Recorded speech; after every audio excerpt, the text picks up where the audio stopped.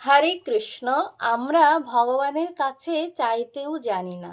কেন জানেন? তার কারণ হচ্ছে, চাহিতে জানে না কেহ, তবু চাই অহরহ, যাহা চাই কাঁদিবারও জন্য। আমরা ভগবানের কাছে চাইতে পারি না, আর যেটা চাই সেটাই হচ্ছে আমাদের দুঃখের কারণ। যেমন ধরুন, কারোর পুত্র হচ্ছে না, সে পুত্র পুত্র করে দুঃখ করছে এবং ভগবানের কাছে পুত্র চাইছে।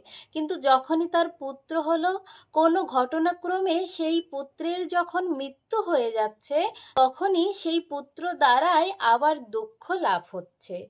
অর্থাৎ অনিত্য বস্তু চেয়ে কখনো সুখলাভ করা যায় না। যদি প্রকৃত সুখলাভ করতে হয়, তাহলে ভগবানের চরণ পদ্মে নিজেকে আত্মসমর্পণ করতে হবে। তবেই আমরা সুখলাভ করব, আর সেই চাওয়া দ্বারাই আমাদের কল্যাণ হবে। হরে কৃষ্ণ।